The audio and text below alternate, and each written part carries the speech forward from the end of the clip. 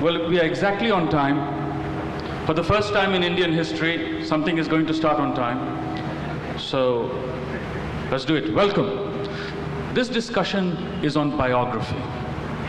It's called Singular Lives.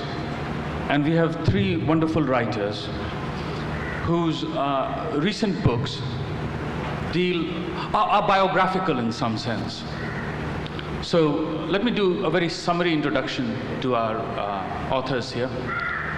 To my immediate left, Ferdinand Mount has recently written this book, The Tears of the Rajas, and he'll be talking about it. For many years, he was the editor of the Times Literary Supplement, and he has written other novels, including one which won the Hawthornden Prize, and he lives in London. Next is Colm Toibin, and he has written 8 novels. I think thrice he's been ended on the final shortlist for the Man Booker Prize. Wonderful novels, and he's also a professor at Columbia University in New York. He's of course an Irish writer, and like all Irish writers, he's great. And finally we have Rudrangshu Mukherjee, who is perhaps our foremost historian of the mutiny. He's written several books on them. His latest book, which he'll be discussing today, is a biography of parallel lives of Subhash Bose and Jawaharlal Nehru. Mr. Mukherjee has the distinction of founding a wonderful liberal arts institution, Ashoka University, of which he is the Vice Chancellor. So, with that start, actually let's give a round of applause also to... Hi. I was testing to see if the audience had fallen asleep after my inspiring introduction. But, okay, gentlemen, my first question to our distinguished panel is going to be about their books, which are biographies, but in each case, it's a departure from a conventional biography. It's not merely a biography, each one of their books. So I would like them to first talk a little bit about their books, and then we'll do a reading, and then we'll go on to some other discussion. All right? So, Ferdy, you want to start? Where's my thing? I have a go. Thank you. Can you, yes, that's, I can hear myself resounding from the back of the pavilion. Thank you very much, Amitava. It's a strange book to be talking about because it started as a family history, a history of my grandmother's family, who for 100 years, in all their ramifications, served the East India Company and later the Raj all over India. And it starts here in Madras when my great-grandfather, John Lowe, arrives as a 16-year-old cadet at Fort St. George, and then later embarks from what is still called the embarkation barracks at Fort St. George to take part in the conquest of Java. And for about a century, all these extraordinary goings-on continued. And as I was going through it, I found that what had started as a family history was developing into a history of the British in India, or rather more particularly the spread of British power in India, so that at the start of the century there were 3 or 4 small blobs around the coast, and by the end it was a solid mass of red covering the whole of the subcontinent. And I don't know, it was hard to know what to call it. I thought of calling it the Lifetimes because it's part biography and part history. And then again, I thought of it as being like a sort of human jungle book, a history of assorted anecdotes, but building up to a picture of, or I hope a picture of what that extraordinary clash of cultures amounted to for both the British and the Indians. So that's me.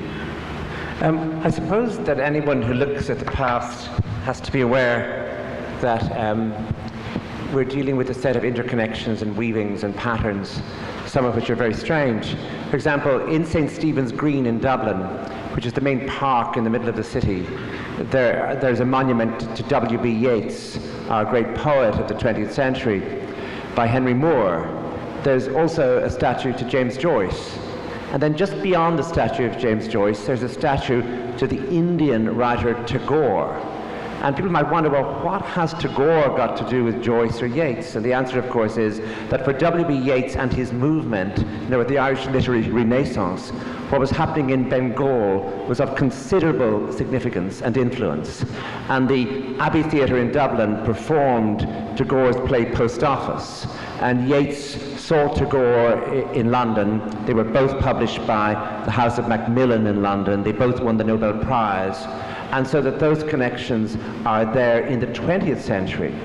When I'm reading Ferdinand Mount's book, I'm finding other connections which are really extraordinary, which is, for example, that we attempted a rebellion in 1798, especially in the part of Ireland that I'm from, County Wexford.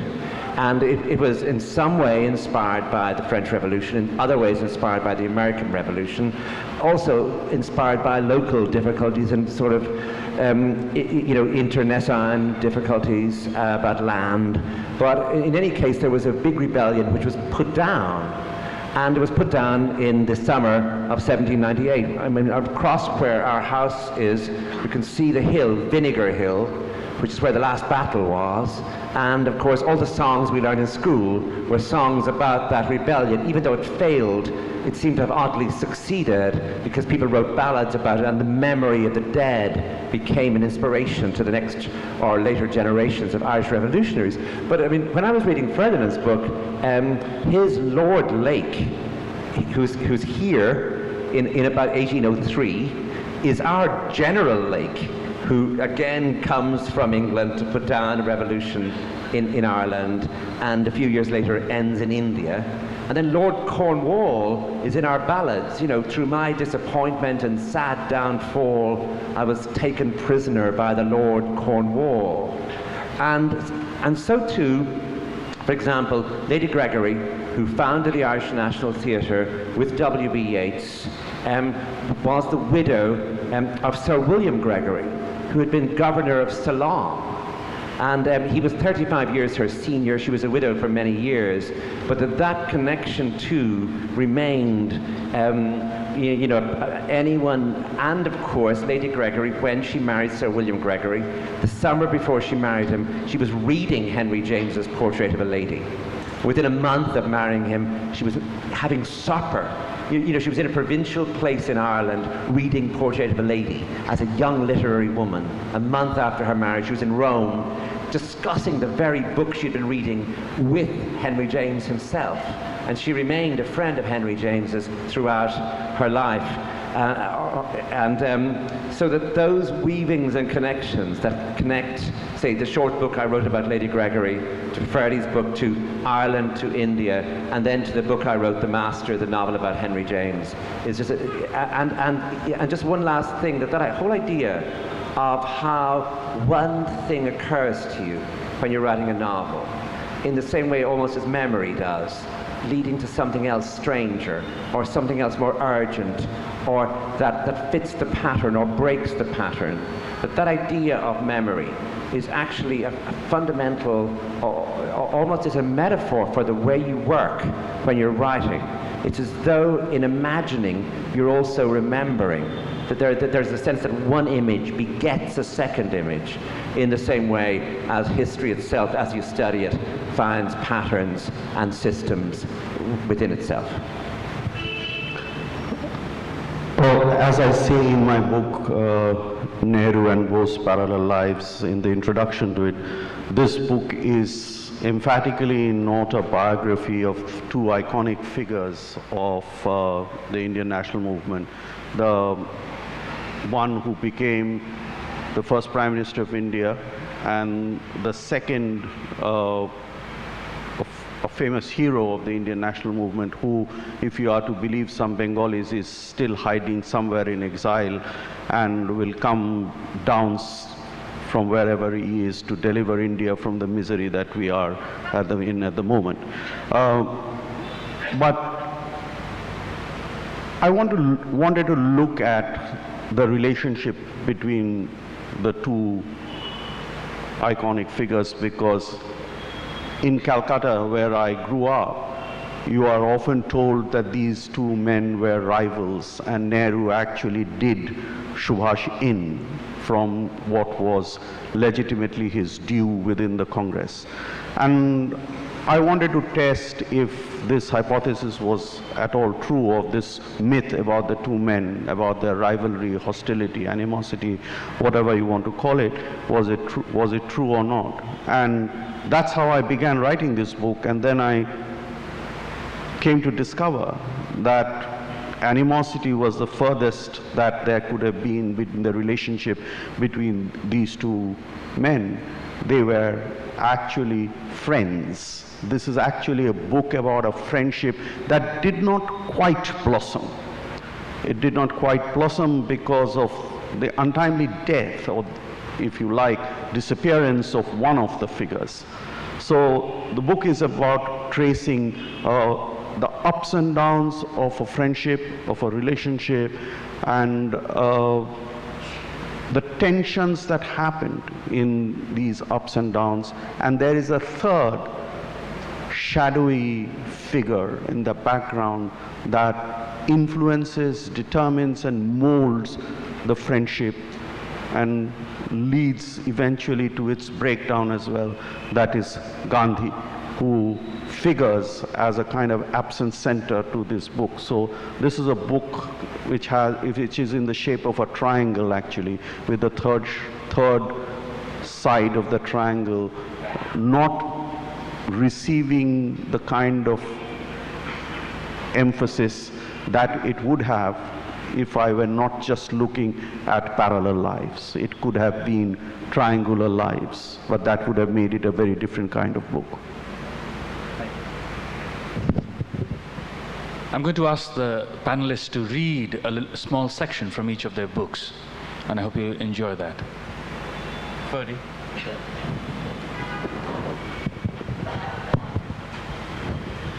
I said this story started in Madras with a 16-year-old cadet from Scotland.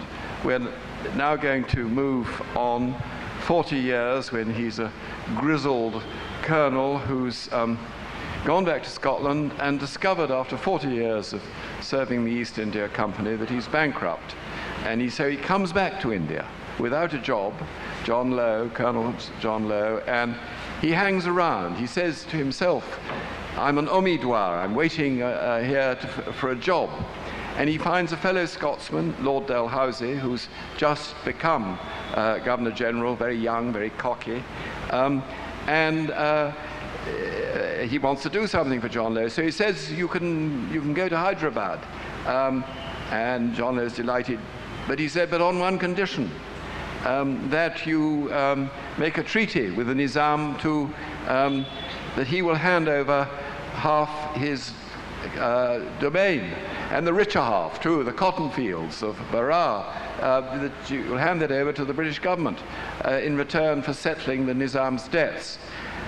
John Lowe is deeply repelled by this thought, because he's well aware, as everyone is, that the Nizam's debts are due to him having to maintain this huge force of troops of the British forces in Hyderabad at great expense. But he's bust, and so he says, yes, I'll become resident in Hyderabad. And every few days from the middle of March 1853, John Lowe would come out from under the great classical portico of the residency. He'd trot down the handsome staircase guarded by its stone lions and take his carriage across the river to the Charmahala Palace.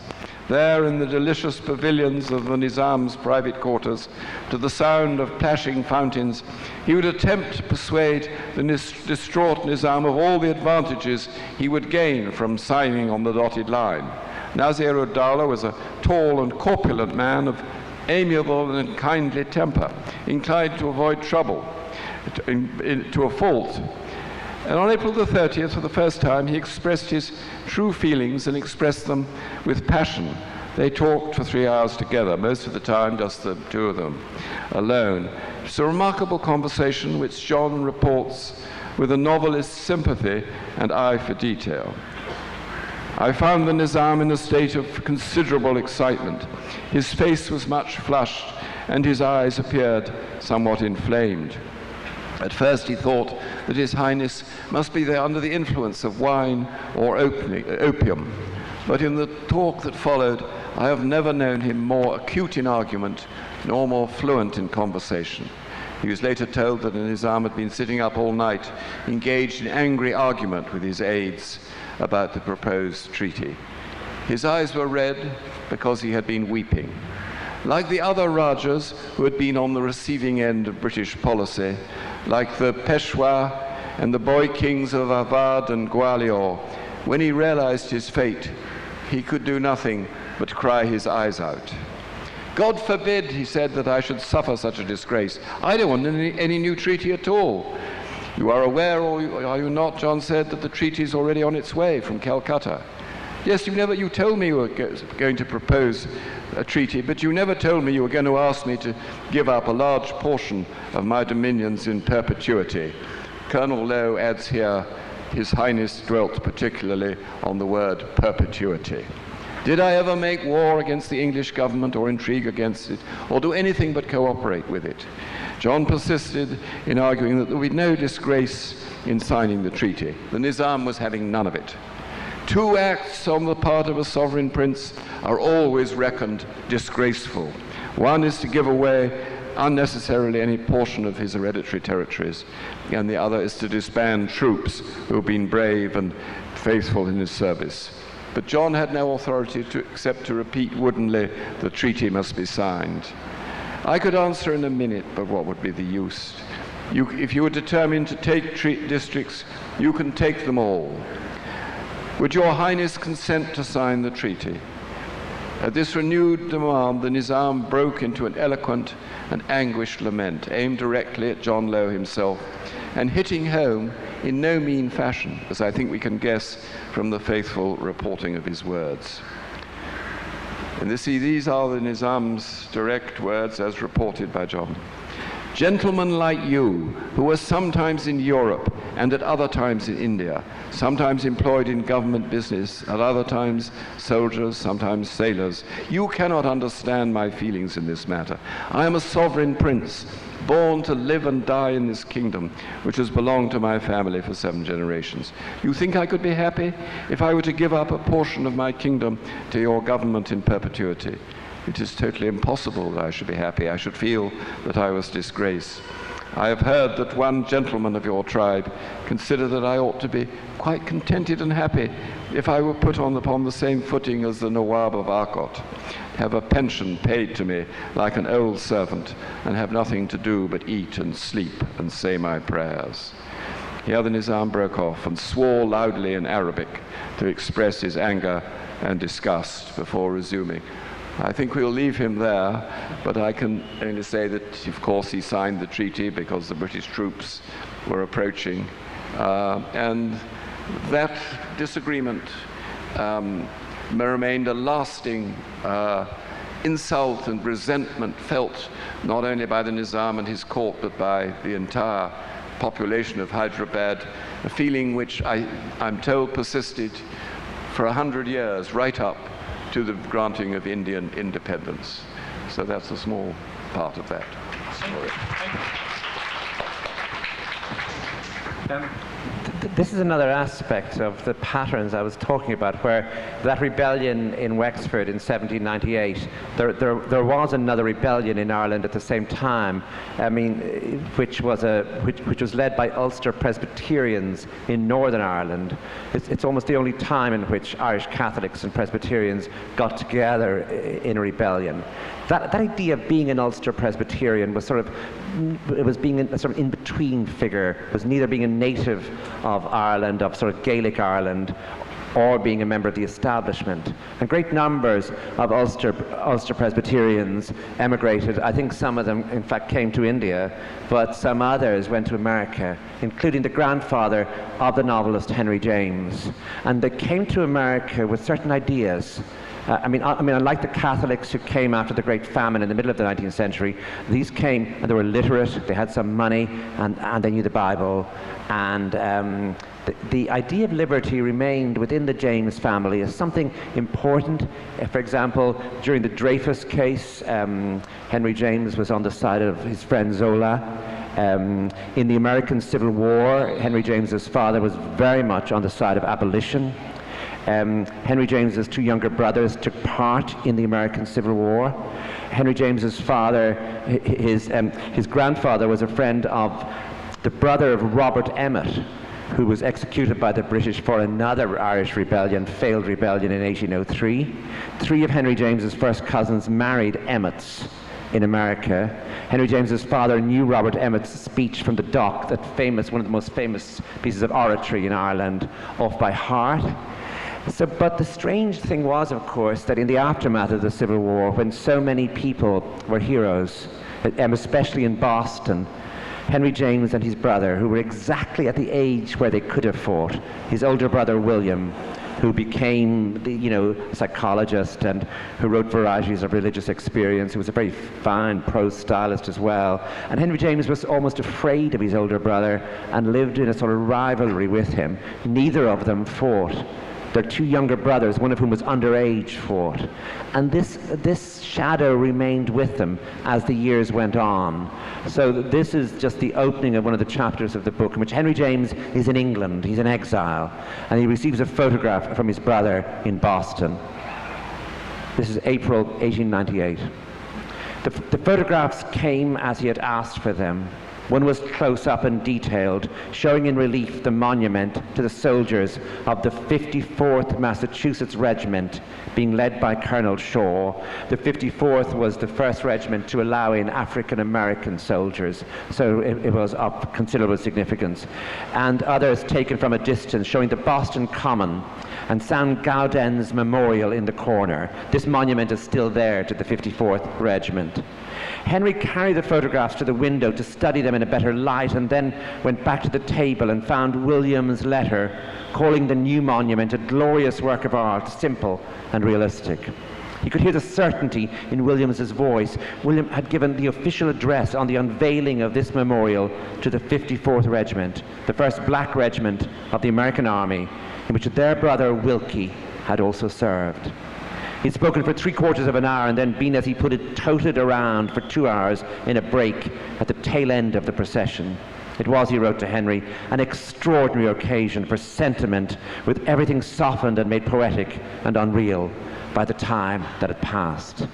It was easy for Henry to reply to him, to say that he would have given anything to have been there, and to add, choosing his words carefully, that the spirit of their poor dead brother Wilkie would have been very much present on Boston Common during the unveiling of the monument, and that the event would have been a poetic justice to him.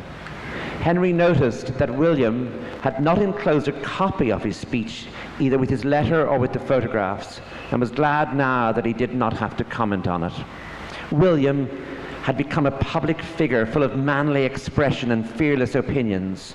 Thus he could speak for 45 minutes to a crowded hall about the nobility of the Yankee cause and the legacy of the Union dead, especially the dead of the 54th and 55th Regiments, in which both Wilkie and Bob had served. Wilkie and Bob were their two younger brothers. Henry's own sentences in his first story about the Civil War had remained in his mind through all the years. The exploits of his campaign are recorded in the public journals of the day, where the curious may still peruse them. My own taste has always been for unwritten history, and my present my present business is with the reverse of the picture. And he wondered, this is Henry James in London now, he wondered as he studied the photographs on and off throughout the day, what his own speech, his own reversed picture might say about the 54th Regiment and the Civil War. He wondered also about the power of one unasked and tactless question, which could have punctured the power of William's speech at the unveiling. It concerned William personally, and Henry too, and in soft whispers now it asked why neither of them had actually fought, along with their two brothers, for the cause of freedom.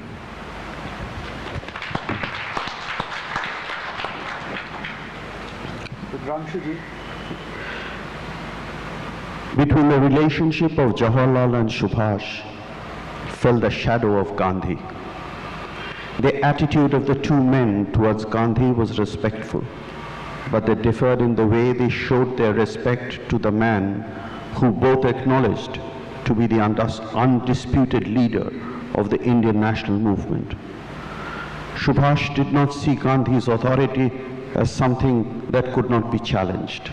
He believed that by the middle of the 1930s, the Gandhian phase of the national movement was over. New forms of struggle and younger and more dynamic leaders, less prone to making compromises with the British, had become the need of the hour. He believed that he and Jawaharlal were capable of providing this leadership if only the latter could rid himself of the spell that Gandhi had put on him. From the day the two of them first met, Subhash's attitude to Gandhi was tempered by skepticism. He did not allow his political views and ideology to be completely submerged by those of Gandhi, even though he did not, in his writings, clarify where exactly he disagreed with Gandhi, except in the latter's complete rejection of all forms of violent struggle. Without disregarding the achievements of Gandhi's non-violent struggle, Subhash believed that some form of violence would be required to finally push the British out of India. However, Subhash's admiration for Gandhi reached a different level when he was in Southeast Asia, waging his own heroic struggle to expel the British from India. He addressed Gandhi, the first to do so, as the father of the nation, sought his blessings, and wanted to share the triumphs of expelling the British with Gandhi and the Indian people.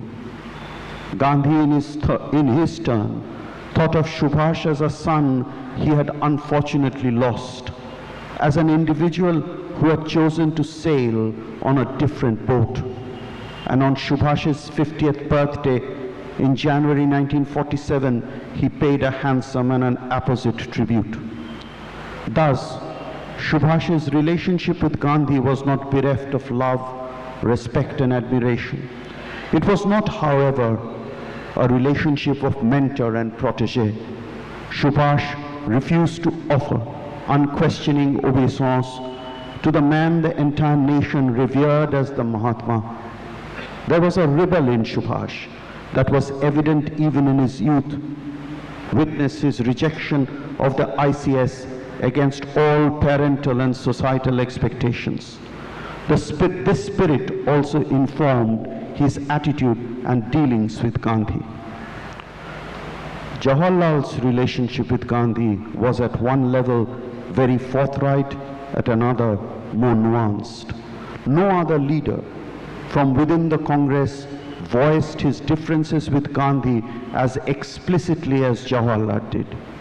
And no other leader had the bond of trust with Gandhi that Jawaharlal enjoyed.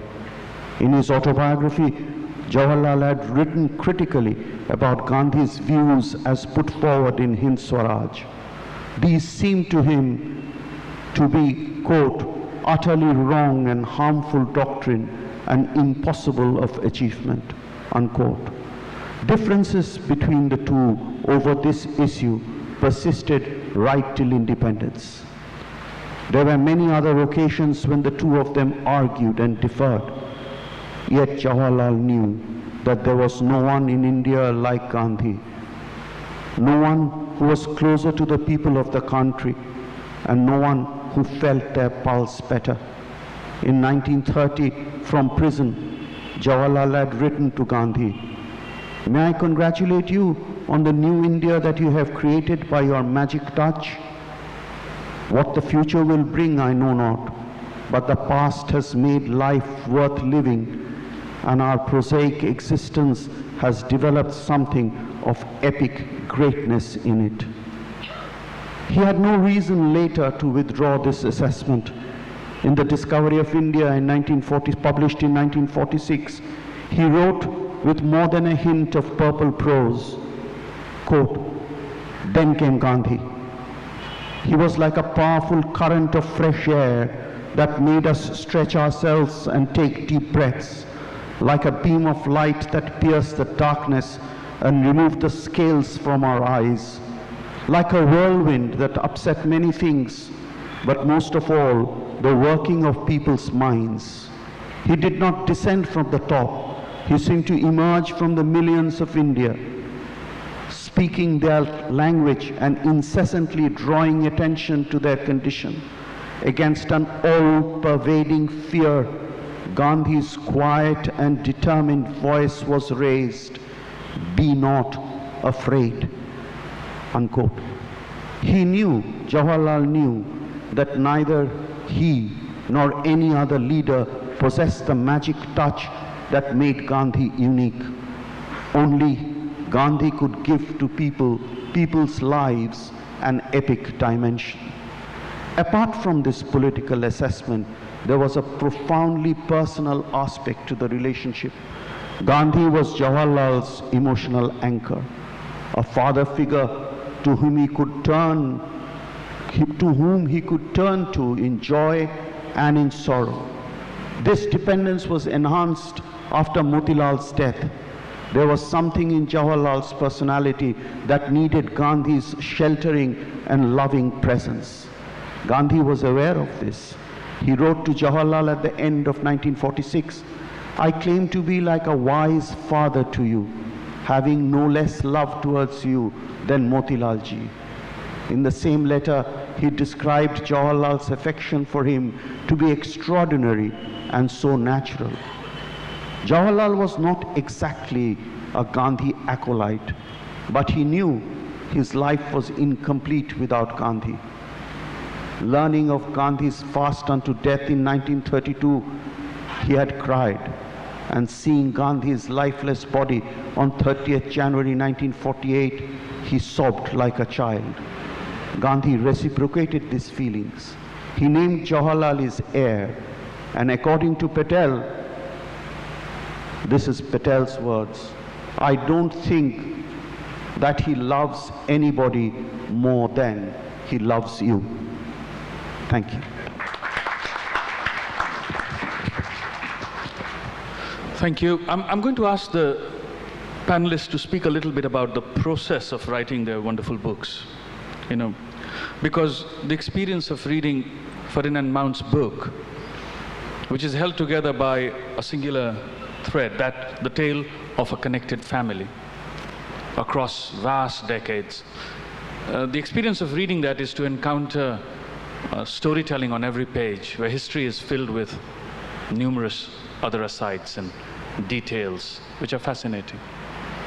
And the case of Colm Toibin, to read about Henry James, is to be in touch with a powerful writer, possessed with an acuity of observation, and whose own eloquence was matched only by a certain repression of desire, of silences, and all which you have balanced wonderfully on each page. And in case of Rudrangshu Mukherjee's book, was of enormous interest in these parallel lives, and the triangulation that he spoke about, for me at least, was the tension, the sort of meeting of purpose in a nationalist revolution, and at the same time the tensions that divided people sometimes.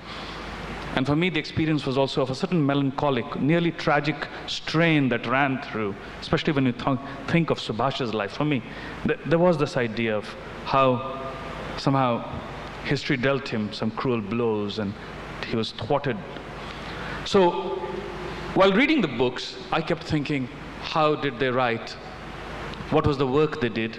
What was the process through which they researched? So I'm going to invite them to speak briefly about that process. Is that all right? Where do you start? Use the microphone. Oh, yes, I always forget that. It's an extraordinary thing to think, although I have paid several visits to India, that it's possible to write a very long, too long book about the British in India without stirring far from the British Library at St. Pancras, because there is the most wonderful archive in the world of Indian, not only Indian art and literature, but also of every single scrap of paper is preserved from the Raj, and every letter home, and every diary of great events and of small events and of mutinies and bankruptcies and all this, and it's all there.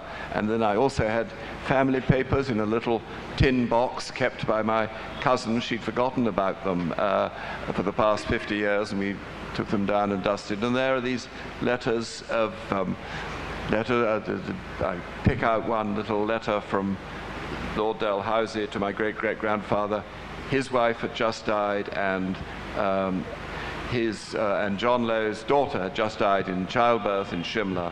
And it's the most touching little note on a tiny bit of paper, preserved all these years, and you get the feeling of the loneliness and the isolation and the ever-present shadow of death. So I had great good fortune, and there's a whole still half untapped realm of papers in India which have not been catalogued or translated, which awaits future generations of scholars. Great. Paul. This is the centenary this year of the 1916, to mention another rebellion in Ireland, one that also failed, but whose sort of spirit led in some ways to Irish independence. It really became, it was very strong for us. My grandfather was involved in the rebellion, and he was interned by the British after the rebellion in Wales. And for us, and I put it into the second novel I wrote, which is called The Heather Blazing, this idea, it would come up at Christmas. It might be mentioned only in passing, but one or two Christmases it was talked about, where the British felt so bad about what they had done with the executions of the leaders and interning so many people. They really didn't know what to do anymore about Ireland. There was a sort of powerlessness that actually was going to lead eventually to independence. They had shot the leaders, they had interned the others, so they decided to let great numbers of men out from internment for Christmas of 1916. And my grandfather came in on Christmas Eve on the train from Dublin, having come across on the boat, and he carried my aunt, and my aunt lived until the age of 98, and she only died about 6 or 7 years ago. So this was very close in memory. He carried her on his shoulders across the town. And this was something that would be brought up on Christmas Day. Oh, that Christmas, that was the best Christmas. That Christmas of 19, and I'm a little boy sort of watching and listening.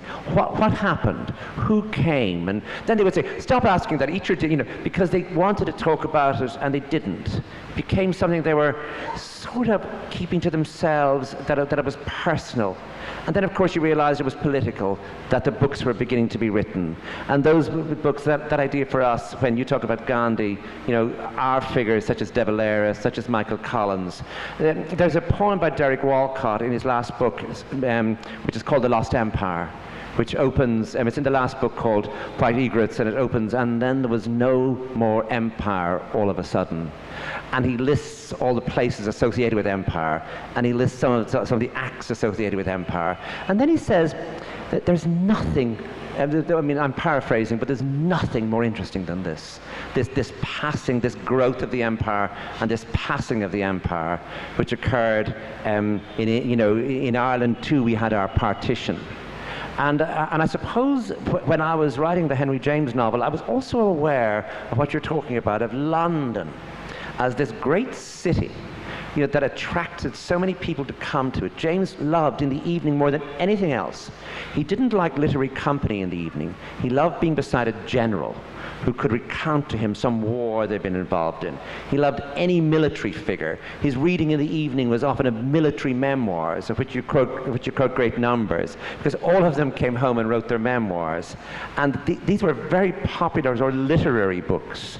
But that idea of trying to imagine a London in the years when James was flourishing in London. I'm talking about the last years of the 19th century, when the First World War was an unthought of possibility, when the idea of the empire ending was even an unthought of possibility, and James living very happily and easily, pretending he wasn't an Ulster Presbyterian stock, pretending he was grander than he was, actually moving in these streets with figures who had been in India, who had been in Africa, and he is writing his novels in a way set in that world where capital meant, where money meant something, was not going to dissolve, and where you could then set your love stories in a world that for James was utterly stable.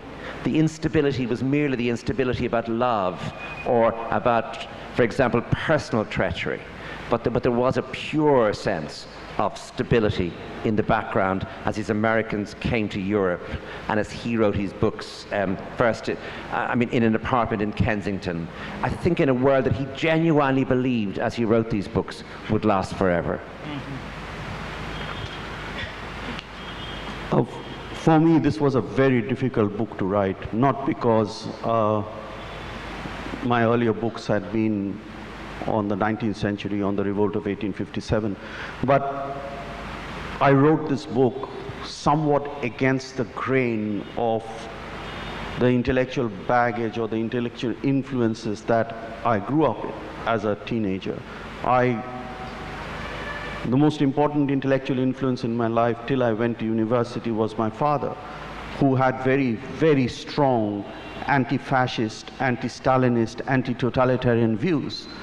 And therefore, Subhash Chandra Bose, contrary to the expectations of a middle-class Bengali household, didn't get the respect that he probably deserved from my father. My father accepted Bose was a patriot, but he thought he was completely wrong-headed in his support of fascism or in the expectation that Japan would help India to be free. So I grew up not being very appreciative of Subhash. And on the other hand, my father was an admirer, not an unqualified admirer, but certainly an admirer of Jawaharlal Nehru. So in writing this book, I was actually somewhat writing it against my father, if you like, because I had to come to terms with this intellectual legacy that he had left for me.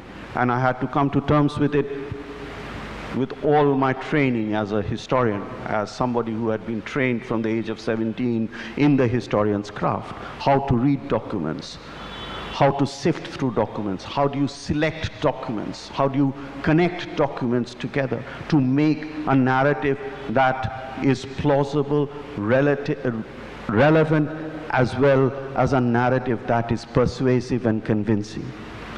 So that's how I went into the archives, to look at the Nehru papers, to look at all the writings of Subhash Chandra Bose, to look at the Congress papers in the 1930s, and of course, the 100 volumes of the collected works of Gandhi, or the relevant portions of it that pertain to the Bose-Nehru relationship and friendship. And there were moments of great discovery. For example, I discovered that the only person who was actually with Jawaharlal Nehru when Kamala Nehru died was Subhash Chandra Bose. This was a surprise to me, because I had been told that these men are rivals, that these men were hostile to each other.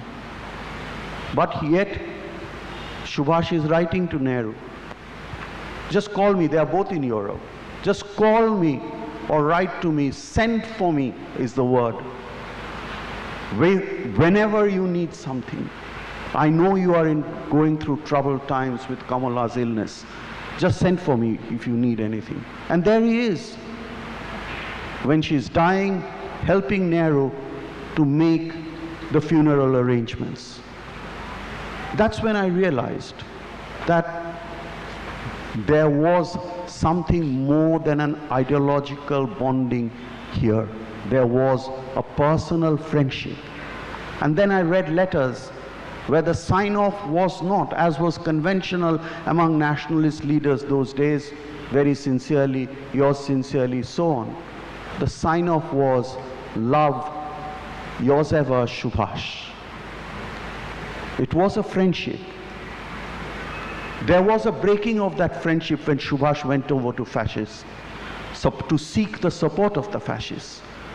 Nehru could not accept that, because Nehru, like my father, was also very strong, had very strong anti-fascist views. My father had probably got it from Nehru. But when Nehru got the news that Subhash was probably dead in that famous air crash in Taipei, an eyewitness says that he cried, just like he had cried when he had seen, or he was to cry when he had seen the dead body of Mahatma Gandhi. So this book was also for me a journey of discovery. Thank you so much. We have a few more minutes. Hold the applause. We can clap later. If there are some questions from the audience, maybe there'll be time for one or two. Please, go ahead. Hello. Yeah. I wanted to ask that it's said that every person has a book in them, and they're meant to write like that one book. So what what do you do after that? How do you write that other narrative and make it sort of authentic to you? Well, I don't know if, I suppose the question is aimed at all of us. I don't know if this is the one book that I was supposed to write. I hope I write a better one. Okay, thank you. The gentleman in the front here. Sir, you were telling about the Nizam losing of his kingdom. But we were told that Nizam, before this independence, was one of the richest men in the world. How then the British allowed him to have so much wealth, and then why should he feel that he has been robbed or cheated by the British? The British were very kind to the Rajas. Could you please hold the microphone closer to your mouth? But we read that the Rajas were so rich and they spent so much money in Europe and England. Okay, he'll answer it now, if he wants to, yeah. Yes, he was one of the richest men in the world, but he was considerably less rich after this deal of 1853. It had been going on for half a century, this gradual extraction of wealth from Hyderabad in order to pay for this great army. So, I mean, it was not a sort of momentary grab. It was a prolonged process, I'm afraid I have to say. So, yeah, you can probably squeeze in one question if you keep it short. Yeah, I'll keep the question short.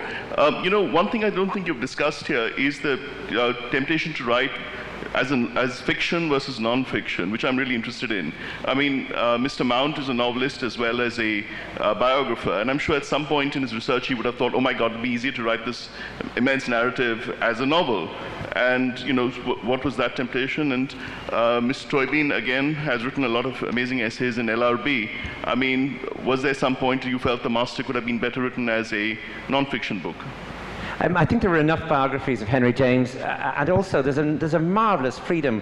I mean, the imagination is really a marvelous thing. You don't have to put footnotes, so that you can actually make something up. Suddenly something occurs to you. You think, well, I'm not sure this happened. In fact, I have no evidence for it at all, but I'm going to try and put it in as though it did happen, which I suppose is the novelist's freedom, the novelist's right, and the novelist's duty.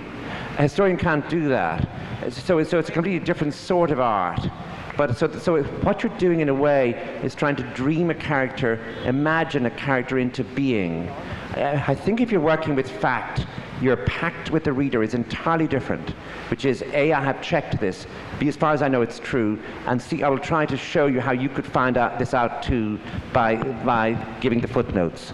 With a novel, it's entirely a different form. And in a way, the pleasure of writing a novel for me is much greater because you're allowing images to build on images. And sometimes you can base them on fact, and sometimes you can move into pure fantasy, pure imagination, and make it look like fact. It's a sort of lying.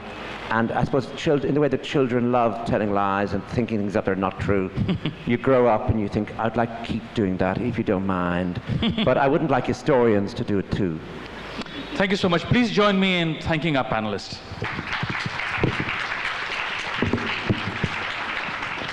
Excellent. Thank you. Thanks.